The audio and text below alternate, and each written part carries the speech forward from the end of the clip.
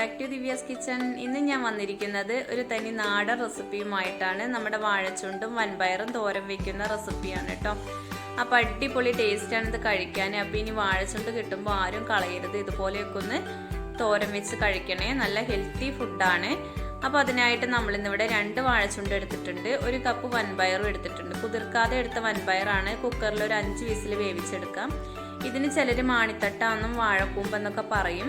ഞങ്ങളിവിടെ മാണിത്തട്ടാന്നും വാഴച്ചുണ്ടെന്നും പറയും കേട്ടോ. ഇനി വേറെ എന്തെങ്കിലും പേരുണ്ടെങ്കിൽ ഒന്ന് കമൻറ്റ് ചെയ്യുകൊണ്ടു. അപ്പം നമ്മുടെ വൻപയർ ഒന്ന് കുക്കറിൽ വേവിച്ചെടുക്കാം. വൻപയർ വേവുന്ന സമയം കൊണ്ട് നമ്മുടെ വാഴച്ചുണ്ട് നന്നായിട്ടൊന്ന് അരിഞ്ഞെടുക്കാം. നല്ല കുനുകുനാ അരിഞ്ഞെടുക്കണേ. തീരെ കനം കുറച്ച് വേണം ഇത് അരിഞ്ഞെടുക്കാൻ. ഞാനിവിടെ 3 പോളേ ഇതിൻ്റെ കളഞ്ഞിട്ടുള്ളൂ. ഒരുപാട് കളയേണ്ട ആവശ്യമില്ല. നല്ല ഹെൽത്തി ഫുഡല്ലേ, അപ്പോൾ ഒരുപാടൊന്നും കളയണ്ട. ചിലർ ഇതിൻ്റെ ആ വെളുത്ത പോഷൻ മാത്രമേ എടുക്കുകയുള്ളൂ കേട്ടോ. ഞാനും അതുപോലെ ആദ്യമൊക്കെ അങ്ങനെ തന്നെ ആയിരുന്നു. ഇപ്പോൾ ഇതിൻ്റെ ഇത്രയും ഭാഗം ഞാൻ എടുക്കാറുണ്ട്. അപ്പോൾ ഇതുപോലെ ഇങ്ങനെ കൊത്തി കൊത്തി അരിഞ്ഞാൽ മതി. നമ്മളിത് കട്ട് ചെയ്യുന്ന സമയത്ത് കറയാവുമെന്ന് വെച്ചിട്ടുണ്ടെങ്കിൽ കയ്യിൽ കുറച്ച് വെളിച്ചെണ്ണ തടവി കൊടുത്താൽ മതി കേട്ടോ. ഞാനിവിടെ വെളിച്ചെണ്ണയൊന്നും തടവിയിട്ടില്ല. നമ്മൾ പെട്ടെന്ന് തന്നെ കൈ കഴുകുമല്ലോ. അപ്പം ഇതേപോലെ കുനുകുന അരിഞ്ഞെടുക്കാം നമ്മൾക്ക്. ഇത് അരിഞ്ഞെടുത്തതിന് ശേഷം ചില വാഴക്കൂമ്പിന് നല്ലതുപോലെ നൂലുണ്ടായിരിക്കും. അപ്പം അതൊരു ബ്രഷ് വെച്ചിട്ട് ചുറ്റിയെടുത്താൽ മതി. ഇതിനധികം നൂലൊന്നും കാണുന്നില്ല. ഇത് നേന്ത്രവാഴയുടെ ആയതുകൊണ്ടാണെന്ന് തോന്നുന്നു. നമ്മൾക്ക് ഇതിൻ്റെ കറയൊക്കെ ഒന്ന് കളഞ്ഞെടുക്കണം. അപ്പോൾ കുറച്ചധികം വെള്ളത്തിൽ ഞാൻ കുറച്ച് മഞ്ഞൾപ്പൊടി ചേർത്ത് കൊടുത്തിട്ടുണ്ട്. എന്നിട്ട് ഈ വാഴച്ചുണ്ട് അരിഞ്ഞത് മുഴുവനായിട്ടും അതിലേക്ക് ഇട്ടിട്ട് ഒരു അരമണിക്കൂർ ഇതുപോലെ വെക്കുക കേട്ടോ. അപ്പോൾ അതിൻ്റെ കറയൊക്കെ ഇളകി വരും. അരമണിക്കൂറിന് ശേഷം നമ്മൾക്ക് 2-3 പ്രാവശ്യം നല്ല വെള്ളത്തിൽ കഴുകിയിട്ട് ഒരു അരിപ്പയിലേക്ക് മാറ്റി കൊടുക്കാം. അപ്പം നമ്മുടെ വാഴച്ചുണ്ട് ഇവിടെ അരിപ്പയിലേക്ക് മാറ്റി കൊടുത്തിട്ടുണ്ട്. അതുപോലെ വൻപയറും വേവിച്ചെടുത്തിട്ടുണ്ട് കേട്ടോ. ഇതിലൊരു 4-5 ടേബിൾ സ്പൂൺ വെള്ളം കൂടിയുണ്ട്.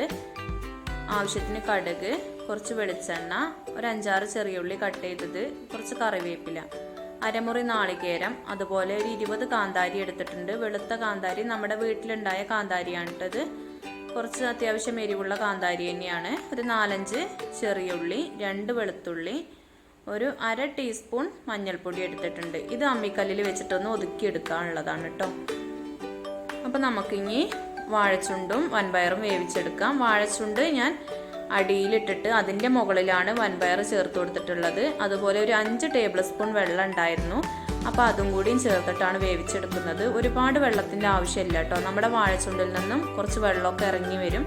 അപ്പോൾ അടച്ച് വെച്ച് നമുക്കൊരു 10 മിനിറ്റ് ഹൈ ഫ്ലെയിമിലിട്ടിട്ട് തന്നെയാണ് കേട്ടോ ഞാൻ വേവിച്ചെടുക്കുന്നത്. അപ്പോഴേക്കും നമ്മുടെ അരപ്പ് ഇവിടെ റെഡി ആയിട്ടുണ്ട്. അമ്മിയിലിട്ടിട്ട് ഒന്ന് ഒതുക്കി എടുത്തിട്ടുള്ളൂ കേട്ടോ. ഒരുപാട് അരഞ്ഞു കിട്ടണ്ട. അപ്പം നമുക്ക് കുറച്ച് സമയം കഴിഞ്ഞപ്പോൾ ഞാനിവിടെ തുറന്ന് നോക്കിയപ്പോൾ കണ്ടില്ലേ, ഹൈ ഫ്ലെയിമിലിട്ടിട്ടും ഇതിൽ കുറച്ച് വെള്ളമൊക്കെ ഉണ്ടായി വന്നിട്ടുണ്ട്. കുഴപ്പമില്ല, ഹൈ ഫ്ലെയിമിലിട്ട് തന്നെ വേവിച്ചെടുത്താൽ മതി. ഇനി നമുക്ക് ഇതിലേക്ക് ആവശ്യത്തിനുള്ള ഉപ്പ് ചേർത്ത് കൊടുക്കാം. ഞാൻ നേരത്തെ വൻപയറിൽ ഉപ്പ് ചേർക്കാതെ ആട്ടോ വേവിച്ചെടുത്തിട്ടുള്ളത്. അപ്പോൾ അതിലേക്കും കൂടി വേണ്ട ഉപ്പ് ചേർത്ത് കൊടുത്തിട്ട് നന്നായിട്ടൊന്ന് മിക്സ് ചെയ്ത് കൊടുക്കാം.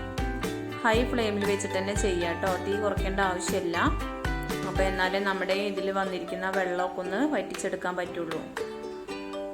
അപ്പോൾ എൻ്റെ ഈ ചാനൽ ആരെങ്കിലും പുതുതായിട്ട് കാണുന്നുണ്ടെങ്കിൽ ഒന്ന് സബ്സ്ക്രൈബ് ചെയ്യുക. അതുപോലെ സബ്സ്ക്രൈബ് ചെയ്യുമ്പോൾ തൊട്ടടുത്ത് കാണുന്ന കുഞ്ഞു ബെല്ലൈക്കൺ ഒന്ന് പ്രസ് ചെയ്യുക. അപ്പോൾ 3 ഓപ്ഷൻ വരും. അതിൽ ഓളെന്ന് വേണം നിങ്ങൾ സെലക്ട് ചെയ്യാനായിട്ട്. എന്നാലേ ഞാനിടുന്ന എല്ലാ വീഡിയോസിൻ്റെയും നോട്ടിഫിക്കേഷൻ നിങ്ങൾക്ക് പെട്ടെന്ന് കിട്ടും കേട്ടോ.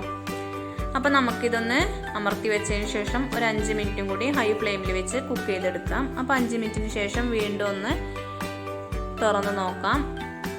എന്നിട്ട് ഒന്നും കൂടി ഒന്ന് മിക്സ് ചെയ്യുക. അതിനുശേഷം നമ്മളിവിടെ നേരത്തെ തയ്യാറാക്കി വെച്ചിരിക്കുന്ന അരപ്പ് ഇതിന് മുകളിലേക്ക് ചേർത്ത് കൊടുക്കാം കേട്ടോ.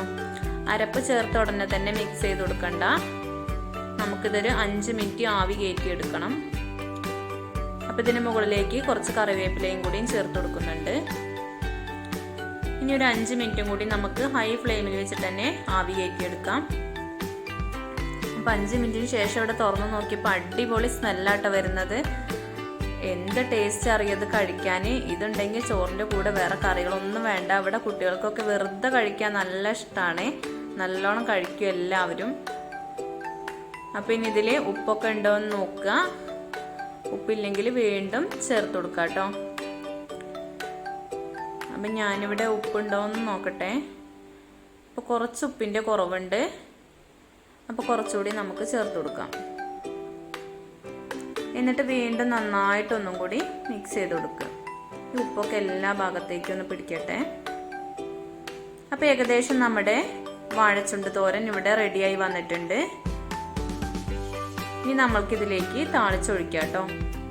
അപ്പോൾ അതിനായിട്ട് ഞാനിവിടെ ഒരു പാൻ വെച്ചിട്ടുണ്ട്. അതിലേക്ക് 1-2 ടേബിൾ സ്പൂൺ വെളിച്ചെണ്ണ ഒഴിച്ചു കൊടുക്കാം. വെളിച്ചെണ്ണയിൽ തന്നെ താളിച്ചൊഴിക്കണേ, അപ്പോഴാണ് ഇതിൻ്റെ കറക്റ്റ് ആ ഒരു നാടൻ ടേസ്റ്റ് വരുള്ളൂ. ഇനി അതിലേക്ക് കുറച്ച് കടുക് ചേർത്ത് കൊടുത്തിട്ടുണ്ട്. ചിലർ ഇതിൽ കടുക് മാത്രമേ താളിച്ചൊഴിക്കുള്ളൂ. ഞാനിവിടെ കുറച്ച് ചെറിയ ഉള്ളിയും കൂടി ചേർക്കുന്നുണ്ട് കേട്ടോ. എനിക്ക് അതിൻ്റെ ആ ഫ്ലേവർ നല്ല ഇഷ്ടമാണ്. ഇനി ആ ചെറിയ ഉള്ളി നല്ലതുപോലെ ഒന്ന് ബ്രൗൺ ഷെയ്ഡായി വരട്ടെ. എന്നിട്ട് നമുക്ക് കുറച്ചധികം കറിവേപ്പില ഇതിലേക്ക് ചേർത്ത് കൊടുക്കാം. അപ്പം ഏകദേശം ഇവിടെ റെഡിയായി വന്നു. ഇനി നമുക്ക് ഈ താളിച്ചത് ഉപ്പേരിയിലേക്ക് ഒഴിച്ചു കൊടുക്കാം കേട്ടോ. താളിച്ചൊഴിക്കുകയും കൂടിയും ചെയ്തപ്പോൾ നല്ലൊരു സ്മെല്ലാട്ടോ വരുന്നത്. ഇപ്പം തന്നെ ചോറ് കഴിക്കാൻ തോന്നുന്നുണ്ട്. അപ്പോൾ എല്ലാവരും വാഴച്ചുണ്ട് കിട്ടുമ്പോൾ ഇതേപോലെ ഒന്ന് ട്രൈ ചെയ്ത് നോക്കുക. ട്രൈ ചെയ്തതിന് ശേഷം ഫീഡ്ബാക്ക് കമൻറ്റ് ബോക്സിൽ അറിയിക്കാൻ മറന്നു പോകരുത്. അപ്പോൾ ഇന്നത്തെ ഈ വാഴച്ചുണ്ട് വൻപയർ തോരൻ്റെ റെസിപ്പി എല്ലാവർക്കും ഇഷ്ടപ്പെട്ടു എന്ന് വിചാരിക്കുന്നു. ഇഷ്ടപ്പെട്ടുവെങ്കിൽ ലൈക്ക് ചെയ്യാനും ഷെയർ ചെയ്യാനും അതുപോലെ നിങ്ങളുടെ വിലയേറിയ അഭിപ്രായങ്ങൾ കമൻറ്റ് ബോക്സിൽ അറിയിക്കുക. Thank you.